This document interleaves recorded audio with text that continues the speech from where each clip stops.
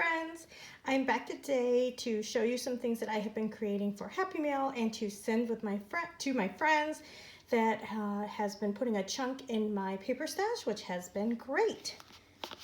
So let me get started. Now I love making mini books. I especially love making A6 mini books, which are approximately this size. They're 4x6 and you can get a lot of bang for your buck because if you take your 12x12 pattern paper, you can just cut it in half and you get 2 projects out of it. So for this project, I was really excited because I followed a tutorial by Lyric Lover Crafts, I think that's her name, on YouTube.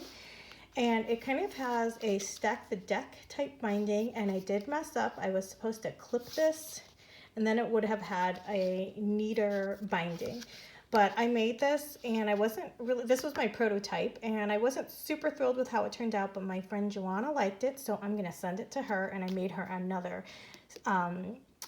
Carpe Diem sized insert, which is kind of a standard wide also. So I'll show you. The tutorial I followed, it was how to make a mini book using 2 sheets of 12x12 paper. And so that was how you created it. And then I did some light embellishment on it. And I also added this pocket in the back with some tags because I wanted to just add a little bit more to it since I wasn't thrilled with how it came out. I did the pocket wrong. That's my fault though. I wasn't really paying attention enough when I should have been. So that was the tutorial. And then let me show you a better version. Yeah, this is the better version, which the binding is neater, even though it's a little chunky, but it is kind of a fun mini book. So I followed the tutorial. I did a better job following the directions, so it turned out better. The only thing is that I actually used 4 pieces of 12x12 paper, so I would have more patterns inside. But this is more along the lines of how we were instructed to make the pocket, and as you can see, it looks a lot neater. So I would recommend, following the tutorial to the step because it does look cuter.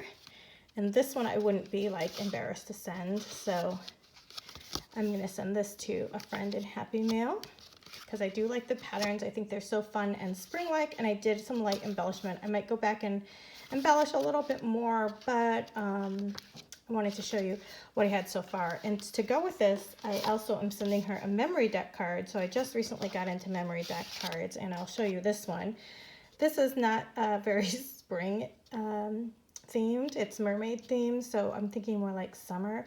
But sometimes you have to create what you're inspired to, and I just thought I was just really in the mood to use my Doodlebug paper and to make something super cute. So I hope my friend will really like it. And to make it coordinate a little bit better, I put it in some paper that matches the pocket that I used here. So that's one thing that I'm sending to a friend. And see, this is the one which, again, I wasn't paying close enough attention to the directions. I finally figured out on the 3rd time that you are supposed to clip these kind of at like an angle, like clip off like that on both sides, which I should know from binding books or making books before, because I've made books before that are different than this, but it's the same technique when you slide the little piece on top of it. So I should have known that, but So I'm not sure if I'm gonna send this to a friend or if I'll just like put some pictures of my daughter and her friends together in it. I just think it's really cute paper, but you can see how I had to embellish this because I had to, I tore the paper. So that's why there is some light embellishment. But that's the second project. So with 4 pieces of pattern paper, I was able to make both of these books. And I love the papers, and I loved using 4 sheets so that I could have more variety of inside pages. I decided to go back to a technique that I have done for a while, many years. I don't know why I didn't just start with this. Oh, I think because this tutorial was on how to make a mini book with no sewing, and I did really like that whole pocket idea, even though I kind of messed it up. So I went back to making a stitched 5-hole pamphlet stitch binding because I just think it looks a lot neater because you can stitch the center. Where's my center? you know, and it just, you know, it's less bulky. And to make this one a little cute, I added some pockets. I'm gonna make tags and add these before I send it off. And then I like to add some vellum. I like to add like an off-sized piece of paper and some vellum just to break things up a little bit. I think that's kind of a fun technique. And then, like I said, I'm gonna use some scraps and make some tags just to make that a little fun. And this one I made slightly shorter. I don't remember why. Oh, I think I had enough of this paper to make this folder, but I had to make it slightly smaller. So it's more like a passport size than pocket.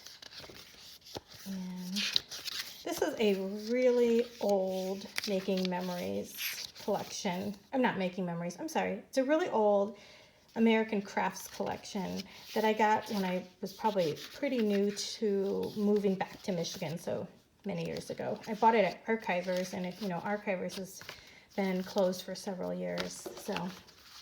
But I never used up the collection, and I just thought it's springtime, I want to make some fun little projects to throw into some Happy Mail pen pal letters.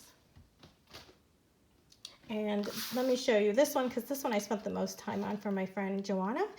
She likes the slightly larger size inserts, and so I wanted to make it a little bit wider, so I just actually used this is a Carpe Diem insert, one that comes with a TN when you buy it. So I just used the cover though and some pages inside. I tore it apart. So I added back in some of the white paper that came with it, and then I also bound in some pattern paper. I added the vellum, I added some pockets and some little, I thought this would be cute for adding journaling because there's lines and you could add a picture there or just leave it blank. I added this little pocket. Of course, it's hard to add the stuff back in with one-handed. This is the only regret. I wish I had put this over here. It was a little busy for me, but you know, once you glue it down, it's forever.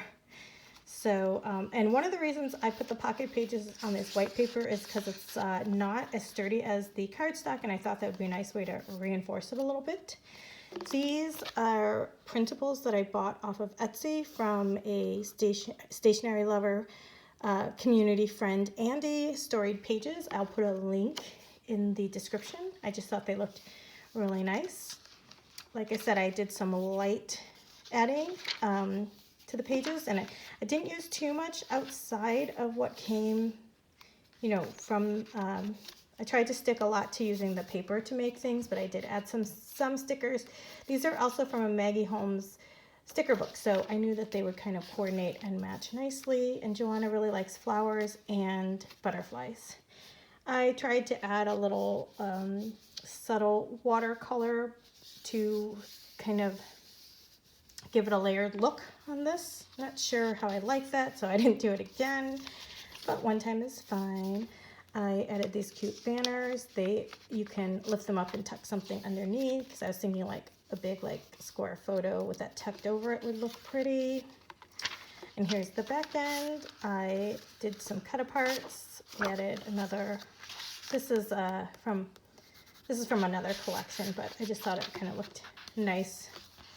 I love this particular pattern paper. It reminds me of Alice in Wonderland, that scene where she's, you know, in with the flowers.